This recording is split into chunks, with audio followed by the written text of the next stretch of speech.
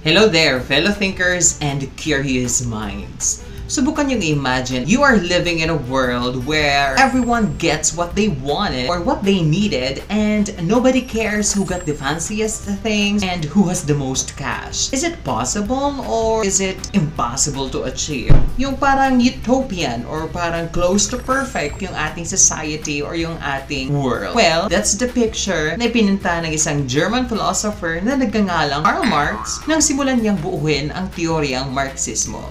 Welcome! Sa araw na ito, ay sisisirin natin ang kalaliman ng teoryang Marxismo.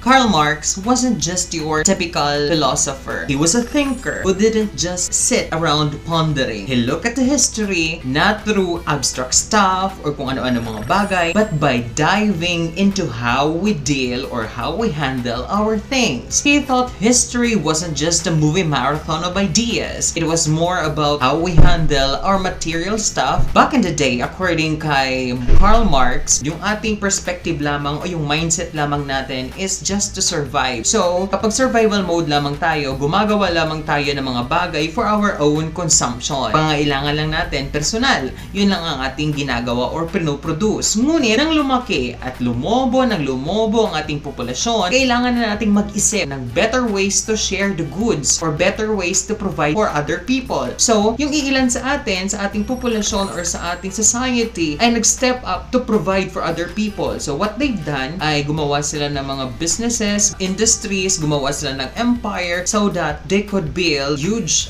entity na makapag-provide ng mga needs ng mga tao. So fast forward to the Industrial Revolution, ipasok natin sa ating picture o sa ating usapan itong tinatawag nating mga cool machineries, makinarya at mga naglalakihang mga industries. Ngunit ang mga machineries na ito at mga industries na ito, according kay Karl Marx, ay hindi para sa lahat. Ang mga ito ay ginawa at pagmamay-ari lamang ng iilan o yung tinatawag natin sa panahon natin ngayon na kapitalista. And guess who was left out according kay Karl Marx? Or sino na pag-iiwanan? Kundi yung mga taong nag-alay ng kanilang literal na dugot pawis para lamang mapaandar ang mga makinaryang ito or para lamang masustain ang mga industry na ito. Ito yung mga typical na mga tao. Ito yung mga maliliit na mga tao. Ito yung mga trabahante lamang na nagtatrabaho 12 hours, 8 hours, or 15 hours para lamang makakuha ng isang maliit na part or piece of wage or income ng isang malaking institution. While yung mga naglalakihang mga kapitalista ay nagpakasasa sa napakalaking return ng kanilang mga negosyo. Nakita or na-spot ni Marx ang ganitong problema or ganitong setup. Feeling ng mga maliliit na tao, they are just a tiny piece of someone else's puzzle. Halimbawa, merong isang typical at commoner na panday and then gumawa ng isang malaking hospital. Ngunit nang siya na ang nangangailangan ng service ng hospital dahil maliit lang naman ang kanyang kita, wala siyang pera, is hindi siya papapasukin kahit isa siya sa mga gumawa ng pundasyon or maging kabuuan ng hospital na yon. So makikita natin dito that small people, typical people or commoners are naiiwan talaga sa ating society sa kasalukuyan. And then, constantly, we are racing against each other to keep up. So for example, I have a best friend. Ang best friend ko ay napaka-close namin. Dapat kaming mag-best friend to create a greater and perfect world is magtulungan kami. Ngunit, because of this capitalist or itong mga kapitalista is ang nangyayari is mag-a-apply kami ng trabaho, kaming dalawa ng best friend ko, and then the capitalist would say, okay, I only need one sa inyong dalawa. So ano mangyayari sa aming dalawa is magkaroon kami ng competition and sometimes uuwi sa magtalikuran kami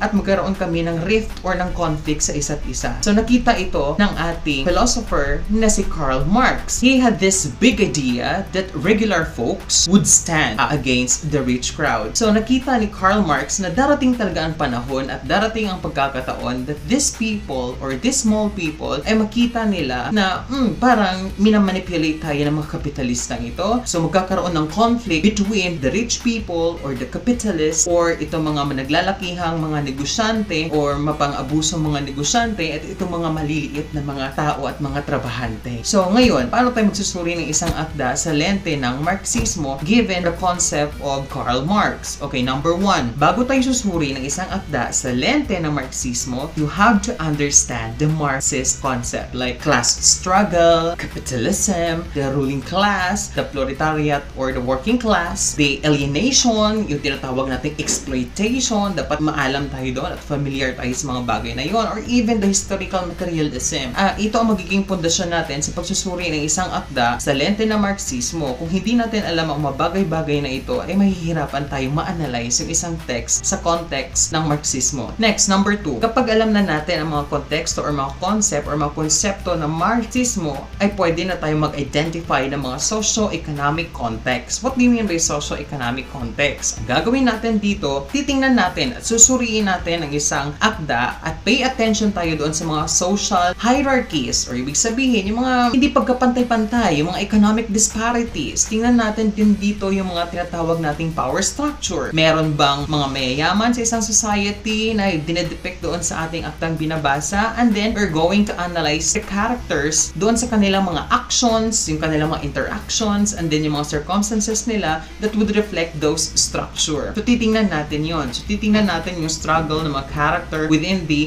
society kung mayroon bang girian. Next, number 3 is itong tinatawag nating power relation and conflict. So, explore natin yung power dynamics among characters or group within the text. So, titingnan natin yung mga characters sa isang teksto at i-examine natin kung sino ang nag-hold na tinatawag nating economic, social, and political power, and then how they exercise it over others. So, titingnan natin kung sino sa mga karakter ng isang teksto na kung saan mayroon siyang mas mataas na socio-economic status, and then paano yung ginagamit ang status na yun para i-manipulate, makipag-interact sa society or sa mas mababa sa kanya. We have to identify the instances or yung pagkakataon where nagkakaroon ng conflict dahil sa unequal power distribution. Dahil may mga mayaman at dahil may mga mahirap at paano nila nire-resolba ang ganitong conflict. So yan ang tinitingnan ng Marxism. Consider how the plot reflects the struggle between the different social classes or the consequence of the economic disparity. So titingnan din natin at i-analyze din natin ano ba yung magiging consequence ng mga economic disparity or inequality sa ating society. Okay? So there you have it. Even in today's world, ang ideya ni Karl Marx ay still buzzing around pa rin, parang isang init-init na chismis or mainit-init na balita. Okay? Tinuturuan kasi tayo ng Marxismo to think about how our society works and dream about a future na fair, and then future na awesome, and then future na pantay-pantay, yung walang mababa at walang mahirap, and then walang napag-iiwanan. So, if this journey of psychological wonderland sparked your curiosity, please do subscribe to my channel and hit the notification bell to get notified. So, I've seen that 10% sa mga viewers natin is nagsasubscribe. So, sana umabot tayo ng 20%. I would really, really, really appreciate it. Hanggang sa muli, remember, life's a mystery. So, keep hustling and stay unstoppable.